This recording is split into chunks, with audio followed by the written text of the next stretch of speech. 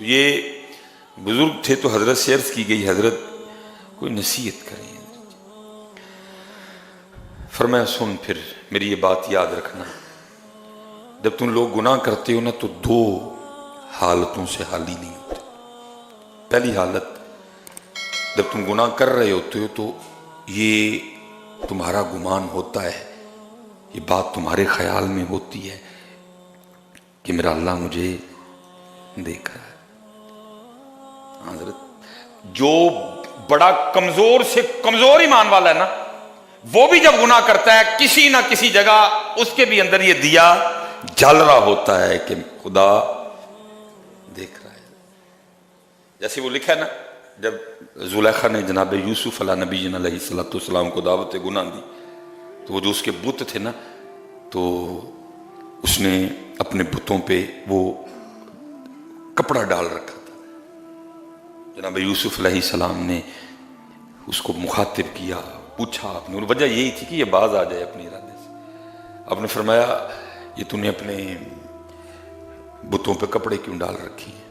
اس نے کہا یہ میرے خدا ہیں، مجھے شرم آتی ہے ان کے سامنے اس طرح کا فعل کرتے ہوئے.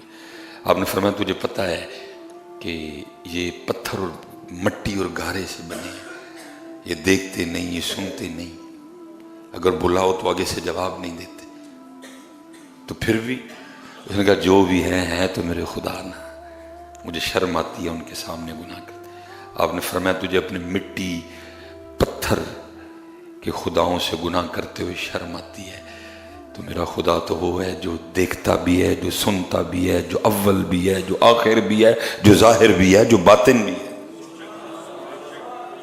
جو کمزور سے کمزور ایمان والا بھی حضرت جب گناہ کرتا ہے نا، اس کے اندر بھی کہیں نہ کہیں یہ دیا چل رہا ہوتا ہے کہ اللہ دیکھ رہا ہے.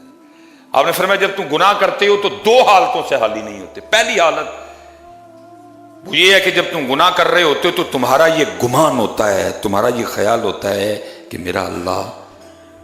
تو فرمایا پھر تو بڑا دلیر ہے کہ تجھے پتہ بھی ہے کہ تیرا اللہ دیکھ رہا ہے تو پھر بھی گناہ کر رہا ہے. فرمایا بڑا تو دلیر ہے،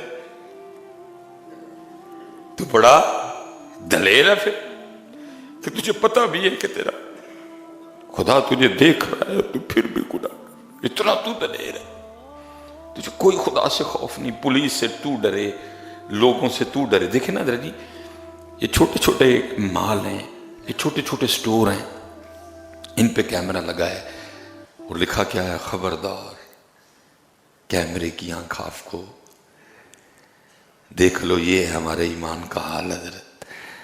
کیمرے سے تو ڈرتے ہیں، اللہ سے نہیں ڈرتے. اللہ حضرت جی میں نے کئی جگہ یہ دیکھا ہے، کیمرہ لگا ہے پیچھے کنیکشن کوئی نہیں ہے. کئی جگہ میں نے دیکھا کیمرہ لگا ہے لیکن کنیکشن. فرمایا جب تو گناہ کرتا ہے دو حال ہیں. پہلا تجھے تیرے خیال میں یہ بات موجود ہے کہ میں کر تو گناہ رہا ہوں لیکن میرا اللہ مجھے. تو فرمایا تو بڑا دلیر ہے کہ تجھے پتہ بھی ہے کہ تیرا اللہ تجھے دیکھ رہا ہے تو پھر بھی گناہ کر رہا ہے. یہ حضرت سیدنا عبداللہ ابن عمر رضی اللہ تعالیٰ عنہما کے لیے لکھا. آپ کسی سفر پہ تھے، وہ دوپہر کا وقت آیا تو آپ رکے کھانا کھانے کے لیے. تو وہاں نا وہ دوپہر تھی تو ایک غلام بکریاں چرا رہا تھا. آپ نے فرمایا اس کو بلا کے لا. وہ آیا، آپ نے فرمایا کھانے میں شرکت کر ہمارے ساتھ. اس نے عرض کی نہیں میں کھانا نہیں کھاؤں گا، میرا روزہ ہے. آپ نے فرمایا اتنی گرمی میں، اتنی دوپہر میں بکریاں چراتے ہوئے تو نے روزہ رکھا ہوا ہے؟ اس نے عرض کی جی ہاں. آپ نے اس کا امتحان لینے کے لیے نا کہ یہ سچا ہے اپنی بات میں کہ نہیں، آپ نے فرمایا جو اتنی بکری ہیں ان میں سے ایک بکری میرے آگے بیچ دے. اس نے عرض کی حضور میں بکری نہیں بیچ سکتا. فرمایا کیوں؟ یہ میرے مالک کی ہیں.